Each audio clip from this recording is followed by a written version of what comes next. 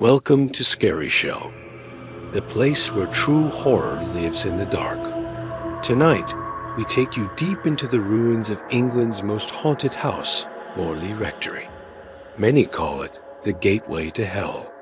But whether you believe in ghosts or not, what you're about to hear will stay with you long after the story ends.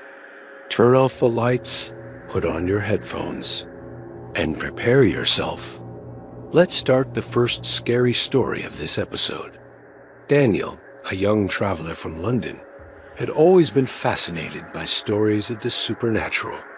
On a cold October evening, with fog rolling across the countryside, he decided to spend just one night inside the ruins of Morley Rectory.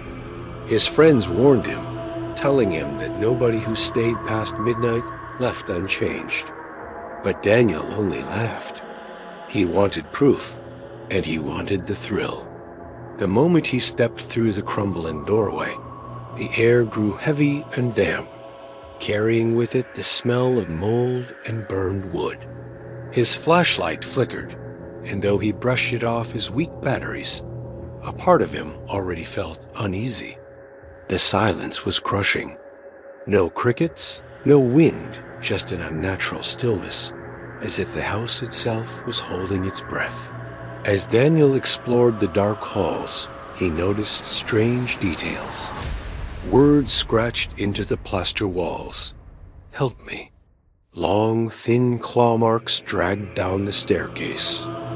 In one room, the shattered remains of a mirror reflected only darkness, even when his flashlight pointed directly at it. He forced himself to keep moving, telling himself it was all in his head. Then came the sound footsteps, measured and deliberate, echoing above him on the second floor. Daniel froze. He knew the upper floors were unsafe, rotted through years ago. No one could be up there. Yet the steps continued, slow, dragging, as though something heavy was being carried. Against his better judgment, Daniel climbed the staircase, every creak under his feet like a scream in the silence. At the top, he found a narrow hallway. A faint light glowed at the end of it, like a candle. He approached, heart pounding, until he saw her. A woman dressed in a tattered nun's habit, her face pale and hollow. In her hands, she carried a small, bloodied bundle. As Daniel stared, frozen in terror, she slowly lifted her head. Her eyes were black voids. From the bundle in her arms, a child's severed head slipped out, rolling across the floor and stopping at Daniel's feet. The nun let out a shriek that rattled the walls. The candle blew out, plunging everything into darkness. Daniel ran. He didn't care which way he was going. He just wanted out. But the hallways twisted unnaturally, leading him deeper inside. Doors slammed shut behind him. Whispers grew louder, surrounding him, calling his name over and over. Daniel. Daniel. Finally, he burst into the old chapel. The pews were overturned, and on the altar burned dozens of black candles that hadn't been there before. Shadows danced along the walls, forming the shapes of faceless figures. In the center, the nun stood again, but this time her mouth stretched impossibly wide, releasing a low, guttural laugh. Daniel screamed, bolting toward the broken doorway. He didn't look back. Somehow, he stumbled into the night air, collapsing on the cold, wet grass outside the ruins. When he turned, the rectory stood silent again. No lights, no sound, as if nothing had happened. The next morning, Daniel told his story to the villagers at the nearby inn. The room grew quiet. An old man leaned forward and said, "You're lucky you came back at all. That nun you saw? She was bricked alive in the walls centuries ago for breaking her vows. She's still searching for her child. Daniel never returned to Morley."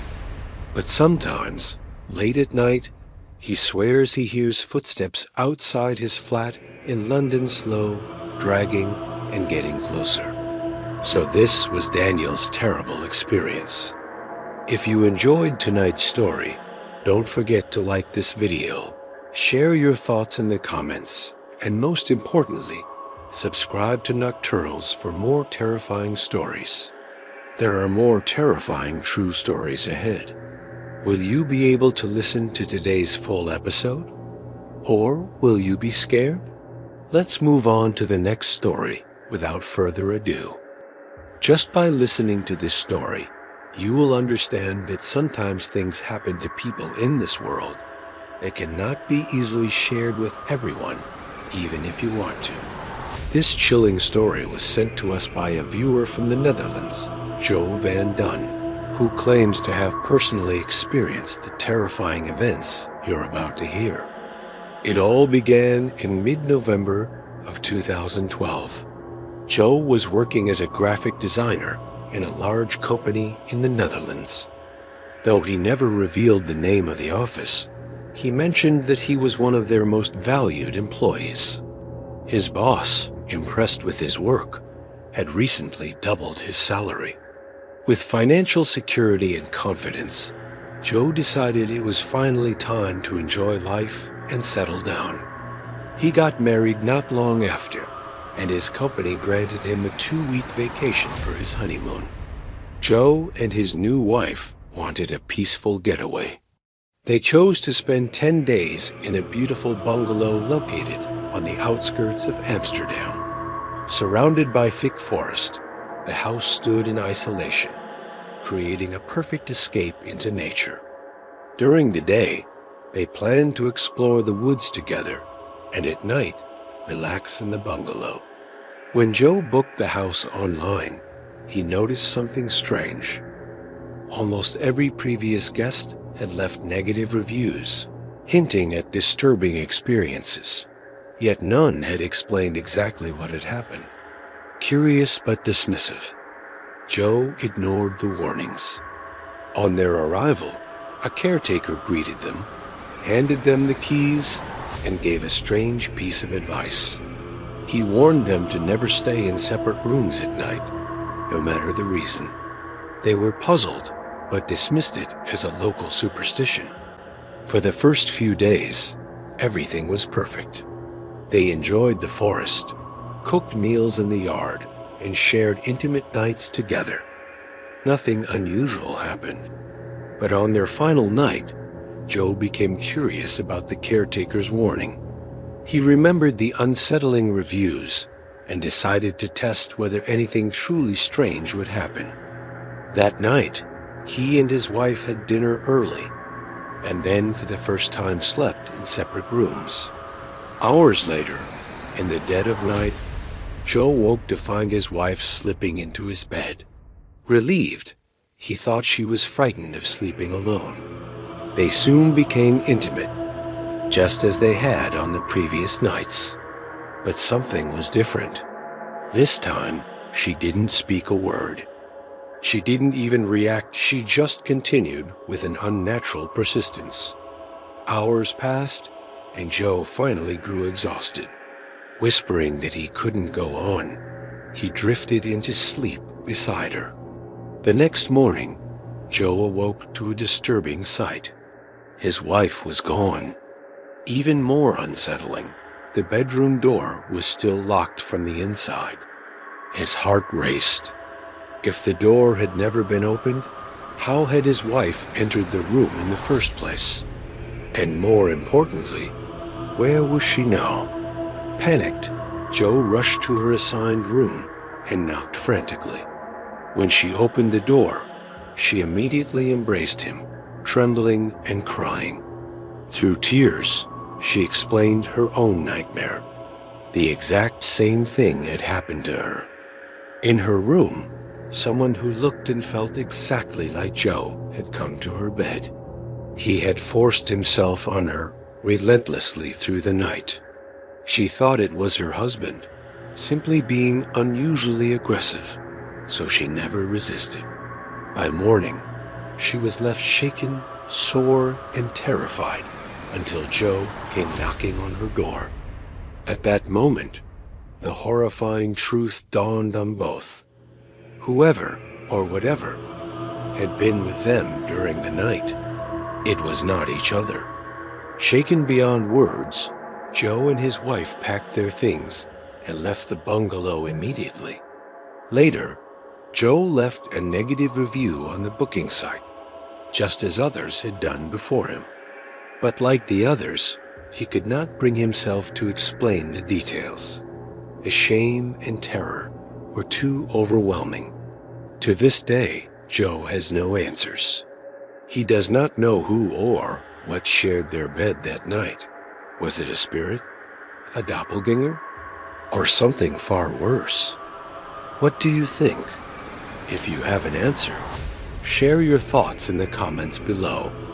And if you enjoy hearing real terrifying experiences like this one, don't forget to subscribe to our channel for more stories.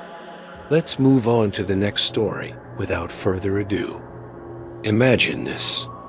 You wake up one morning to find out that someone has been using your picture, your name, even strands of your hair, in a ritual meant to destroy you. And from that very day, your life begins to unravel. Strange illnesses attack your body. Unexplainable scratches appear on your skin, and terrifying nightmares keep you awake every night. Doctors can't explain it. Friends turn away, and your world slowly collapses. This isn't a movie plot. This is what happened to a young man named Arif, living in London. Arif was 30 years old, a hard-working guy employed in an IT company. He wasn't rich, but he had a decent job, a circle of good friends, and a loving family who were proud of him. His life was simple, stable, and promising. But things began to change in ways he could never have imagined. It started small. At night, whenever Arif lay down to sleep, he felt something heavy press against his chest. He couldn't move, couldn't scream, couldn't even breathe properly. His eyes would remain open, and he would see shadows, dark, twisted shapes standing in the corners of his room, watching him. The first few times, he tried to dismiss it. It's just stress, maybe sleep paralysis. But then, he began to notice bruises all over his body when he woke up in the morning dark. Painful marks, as if someone had beaten him during the night. He went to doctors. Blood tests, scans, medical checkups. Everything came back normal. The doctors told him it was probably stress, maybe anxiety.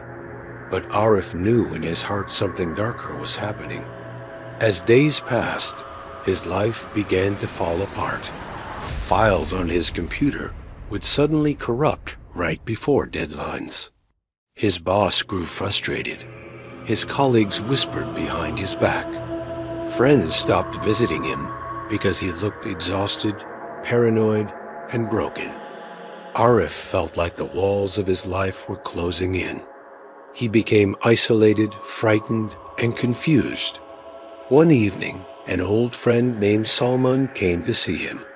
Salman hadn't seen Arif in months, and when he did, he was shocked. Arif looked like a ghost, his face pale, dark circles under his eyes, hair messy, and his body frighteningly thin. "Arif, what the hell happened to you?" Salman asked, genuinely worried. Arif shook his head. "I don't know. Something's wrong with me. At night, I see things, shadows, and every day it's like my life is falling apart piece by piece." Salman stayed silent for a moment before whispering, "I think someone has put black magic on you." Arif laughed nervously. "Come on, you don't believe in that stuff." But Salman was serious. "Listen, I know someone.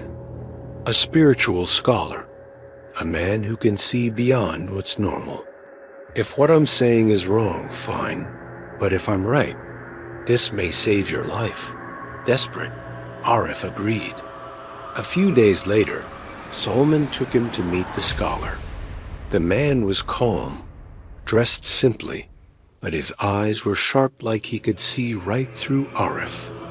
He offered Arif water he had prayed over, asked him to drink, and then quietly recited verses under his breath. Then the scholar suddenly stopped, looked at Arif, and said, "Someone has used your hair." Arif froze. "They have tied your hair, your picture, and your name inside a red cloth," the scholar continued. "It is buried somewhere dark. Whoever did this, did it to destroy you completely." Arif's hands trembled. "But why? Who would do that to me?" The scholar's voice was grave. "It's someone close to you. Someone who knows you well. This is not random. This is hatred." Arif's world spun. He couldn't think of anyone who hated him enough to do something so monstrous. The scholar went on. "This is not ordinary sorcery. This is Sifli magic. It drains the body, poisons the mind, destroys work, relationships, and eventually life itself. If left unchecked, you would not survive." That night, the scholar gave Arif protective charms and blessed water to drink. He warned him not to stay alone at night, and above all never remove the talisman around his neck. Arif clung to that talisman like a lifeline. But what happened that night would scar him forever. He was lying in bed, trying desperately to sleep, when the window of his room suddenly rattled. Then, with a loud crash, the glass shattered and a freezing wind burst inside. In that howling wind, Arif heard a voice. A whisper, but sharp, cruel. "You can't escape me." Arif's entire body locked in fear. His chest felt crushed, his breath shallow. Then he saw her. A woman stood at the side of his bed, her face hidden under a black veil, her body wrapped in shadows, but her eyes glowed unnaturally bright. She leaned closer, closer, her presence suffocating. Arif tried to scream, but his voice was gone. And then the talisman around his neck began to glow. A faint light at first, then brighter, until the entire room was filled with blinding brilliance. The shadowy figure let out a piercing scream and vanished into the darkness, leaving the room silent, except for Arif's pounding heartbeat. He collapsed, drenched in sweat. That night, he realized just how close he had come to being consumed. In the weeks that followed, with the help of spiritual remedies, prayers, and relentless willpower, Arif slowly recovered. His strength returned. His nightmares faded. His life, piece by piece, began to rebuild. But one question still haunts him to this very day. Who wanted him destroyed so badly? Was it a jealous coworker? An envious acquaintance? Or someone even closer? Arif never found the answer. And maybe it's better that way. Black magic isn't a myth. Across cultures, across centuries, people have turned to it out of jealousy, revenge, or pure malice. What happened to Arif is a reminder of how dangerous human hatred can become when it takes such a dark form. Friends, black magic is not something to take lightly. Out of envy or hatred, some people resort to these sinister practices, and innocent lives are destroyed. Arif was lucky he survived, but not everyone does. Do you believe in black magic? Have you ever experienced something like this yourself? Share your thoughts in the comments below. And if this story kept you on the edge of your seat, make sure to like this video and subscribe to Nocturnals for more chilling true horror stories. I'm starting another scary story. Don't be afraid. It started on a rainy afternoon in a quiet countryside town in England. A young couple, Daniel and Claire, were wandering through an antique shop, looking for something unique to decorate their new home. Tucked away in the corner, half hidden beneath a dusty sheet, they found a large oil painting. The portrait was of a stern-looking man in dark 18th century clothing. His eyes were sharp, almost alive, painted in such detail that they seemed to follow anyone who dared to meet his gaze. Despite an odd chill that ran through the air, Daniel insisted on buying it. The shopkeeper hesitated, but finally agreed, whispering as they left, "That painting has a history. Be careful." At first, the couple laughed it off. They hung the painting in their living room, unaware of the darkness it would bring into their lives. That very night, Claire awoke to the sound of footsteps in the hallway. She shook Daniel awake, but when he went to check, the house was empty. The next day, Claire swore that the man's expression in the painting had changed, his lips slightly curved, as if smirking. Daniel didn't believe her, but the unease grew. Their dog refused to enter the living room, growling at the painting before backing away in fear. Days passed, and the activity worsened. Shadows moved across the walls, even when no one was there. Cold drafts swept through the house, and every night, the couple heard faint whispers echoing from the living room. Sometimes Daniel thought he heard his own name being called, low and deliberate, from the direction of the painting. One evening, while hosting friends, everyone froze when the chandelier above them began to sway violently, though no windows were open. Glasses shattered on the table, and the room plunged into darkness. When the lights flickered back, all eyes turned to the painting. The man's face now appeared angry, his brows furrowed, his eyes darker, colder. Terrified, Claire begged Daniel to remove it, but when he tried to take it down, the nails wouldn't budge. It was as if the painting had fused itself to the wall. That night, Claire dreamed of the man stepping out of the canvas, his footsteps echoing across the wooden floor as he leaned over her bed.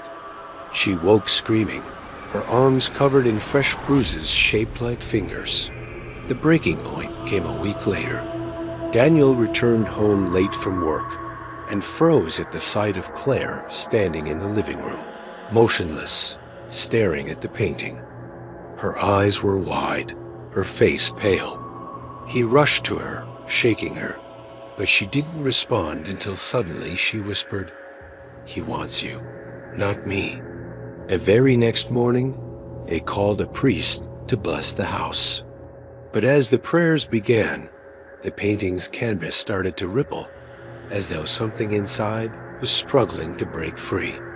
The priest demanded it be destroyed. Daniel and Claire carried it outside and set it on fire. For a moment, the flames rose unnaturally high, filling the air with a piercing scream that wasn't human. The canvas blackened, crumbled, and finally collapsed into ash. After that day, the house grew silent. No more footsteps, no more whispers. But the couple never forgot the sensation of being watched. And the shopkeeper who had sold them the painting? He vanished a few weeks later. His store closed, never to reopen. Some say the painting was just an object, nothing more. Others believe it was a vessel, trapping a restless spirit that refused to be ignored.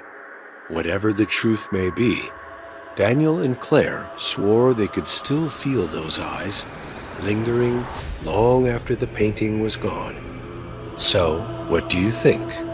Was it really just a painting, or was something far more sinister attached to it? Would you dare bring an antique like that into your own home? Share your thoughts in the comments below. And if you want more terrifying tales from the shadows, don't forget to like this video, subscribe to Nocturnals, and hit the bell icon so you never miss our new episode. I'm starting another scary story. This story sent to us by one of our viewers from London, who experienced something terrifying during a visit to his ancestral village in Sylhet, Bangladesh. Make sure to watch till the end, because this story will make you question everything you think you know about the unseen. In the autumn of 2019, Tariq Rahman, a young professional living in London, decided to visit his family's ancestral village in Sylhet. Tariq had been working long hours as a software engineer and felt the need to reconnect with his roots. He had heard stories from his grandparents about the serene rivers, lush green tea gardens, and quiet villages that seemed untouched by time. Upon arriving to Bangladesh, he was warmly welcomed by distant relatives. Everything seemed idyllic. The air was fresh, the village quiet, and the nights filled with the sounds of crickets and distant river waters. Yet, there was a subtle unease among the villagers. Elderly neighbors whispered warnings whenever they saw him. Do not wander near the old riverside house at night. Strange things have been seen there. Tariq laughed off their warnings. After all, he had spent years in London, surrounded by urban chaos. What could a sleepy village possibly hold that would scare him? A day later, Tariq decided to explore a long-abandoned family property by the river. The house had been empty for decades, and locals rarely ventured close. Its wooden windows were rotting, the paint peeling, and the bamboo fencing sagging under years of neglect. The sight alone sent a shiver down his spine, yet he felt compelled to explore it. As he entered, the floorboards creaked loudly under his weight. Dust hung thick in the air, and cobwebs draped every corner like ghostly curtains. There were rooms on both floors, all locked except for the main hall. Tariq explored cautiously, noting strange scratches on the walls and faint, damp smells that seemed almost unnatural. By sunset, he decided to stay overnight in one of the larger rooms, thinking it would give him a head start in documenting the house for family records. He lit a few candles, unpacked his bag, and tried to make the space comfortable. Dinner was some rice and fish he had brought from a local market, and then he lay down to sleep. Around 10 o'clock, just as Tariq was drifting off, he heard faint footsteps above him. The house's upper floor was supposedly locked, and the sound seemed deliberate. At first, he thought it was the wind, or perhaps an animal. But then came the whisper, a soft, deliberate, almost human whisper calling his name. Tariq grabbed a flashlight and slowly climbed the stairs. Each step groaned under his weight. On the upper floor, the rooms that had been locked during the day were now mysteriously open. And then he saw them. Two figures dressed in tattered white robes, their faces hidden under long, wet black hair, holding a struggling man between them. Frozen in fear, Tariq managed to whisper, "Who are you? What are you doing?" The figures slowly turned toward him. Their faces were a horrifying mask of blackened skin, hollow eyes, and wide, gaping mouths.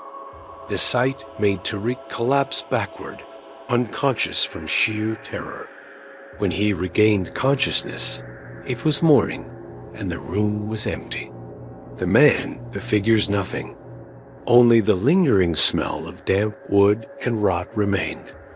Next night, Tariq could not sleep. Around 3 a.m., a blood-curdling scream echoed through the house. He cautiously walked upstairs without using the flashlight, fearing it would reveal his presence. Peeking through a cracked door, he saw the unimaginable. The two figures were now feasting on the man, whose screams had long ceased. Tariq fled to his room, grabbed his belongings, and left the house in the darkness. He found shelter at a relative's home in the village for the night. By morning, curiosity drew him back to the abandoned house, but everything appeared normal, as if nothing had happened. The doors were locked, the rooms empty, and the air calm. Tariq realized why the villagers had refused to give permission for anyone to stay alone in that house. They weren't superstitious. They knew the truth. Tariq never returned to that riverside house. Upon returning to London, he shared the story with his close friends, who laughed it off as stress-induced hallucinations. But he knew the truth. Some things in that old silt-heap village were beyond explanation, beyond logic. Even now, whenever Tariq thinks of Sylhet, he feels the lingering shadow of those two figures. If you ever find yourself in a place where the locals warn you to stay away, listen. Some truths are not meant to be questioned. Have you ever had a terrifying, inexplicable experience like Tariq? Share your story in the comments below. Don't you forget to hit like and subscribe to this channel for more real-life horror stories from around the world. So, let's move on to the next story without further ado. I am starting the last and most terrifying story of this episode. This tale comes from the dark heart of New Orleans, a city already infamous for its shadows of voodoo, black magic, and whispers of restless spirits. This story was sent to us by a young man named Daniel Harris, who swears that what you are about to hear happened to him. Whether you believe it or not, that's up to you. But one thing is certain. After listening, you will never look at an empty house the same way again. Daniel Harris was a college graduate in his early 20s. In 2021, he moved to New Orleans for a new job, and he was looking for a cheap place to rent. He found an old house on the edge of the French Quarter, a little run down but surprisingly affordable. The landlord barely asked him any questions, just handed over the keys and said, "If you hear strange things at night, just ignore them." At first, Daniel thought it was just a creepy joke. But on his first day, a neighbor, an old woman sitting on her porch, warned him. She told him the house once belonged to a woman named Mariah. People believed Mariah was a practitioner of voodoo and black magic. She performed dark rituals inside that house. Some said she cursed the very walls. Years ago, she disappeared without a trace, and since then, no one stayed in the house for more than a few weeks. Daniel laughed it off. He wasn't the kind of guy who believed in ghosts or curses. But he would soon regret ignoring those warnings. The first strange thing happened on his third night. He woke up suddenly around 3 a.m. and felt something pressing against his feet. When he pulled his blanket away, there was nothing there, just silence. But he swore he heard faint whispers at the corner of the room, like someone speaking in a language he couldn't understand. Days later, his bathroom mirror began acting strangely. When he looked into it, sometimes his reflection didn't move the same way he did. Once, he turned his head left, but his reflection turned right, staring back at him with cold, unfamiliar eyes. Then came the marks. Dark stains appeared on the walls, almost like burnt handprints. No matter how many times he scrubbed, they came back, spreading wider, forming strange symbols. One night, Daniel heard footsteps. Bare, deliberate, heavy. They started from the living room and moved slowly up the stairs toward his bedroom. He locked his door, heart pounding, but the sound stopped right outside. He didn't sleep until the sun rose.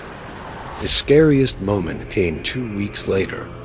He woke up paralyzed, unable to move his body, and that's when he saw it. At the foot of his bed stood a shadowy figure, tall, thin, with glowing eyes that burned in the darkness. Slowly, it climbed onto the bed, straddling his chest. Daniel couldn't breathe, couldn't scream. All he heard was a whisper, soft but terrifying. "You are in my place now."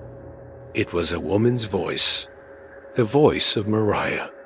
From that night on, Daniel's life unraveled. He started losing weight rapidly, no matter how much he ate. His co-workers complained about a foul smell that seemed to follow him like rotting meat. He was constantly exhausted, haunted by nightmares where Mariah performed rituals with candles, blood, and chanting in languages he had never heard before. But the worst part? She never left him alone. Even outside the house, even at work, he felt her. In the bathroom mirror, he sometimes saw her reflection standing behind him.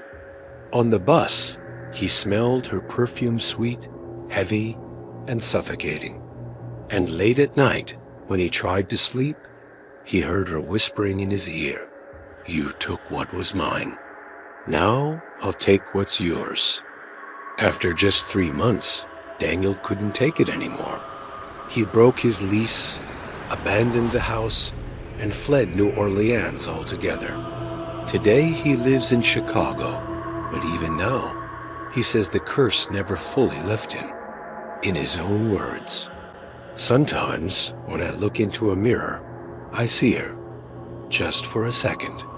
She's always smiling, as if she knows I'll never escape." So, what do you think? Was Daniel a victim of black magic? Or was it just the mind playing tricks in a city haunted by voodoo legends? Whatever the truth may be, one thing is certain. The next time you pass by an abandoned house in New Orleans, remember Daniel's story, and think twice before stepping inside. If you've ever had a terrifying experience like this, share your story in the comments below. And if you're new here, don't forget to like, subscribe, and hit the bell icon so you never miss another night with the Scary Show. Good night. Sleep well, if you can. Goodbye.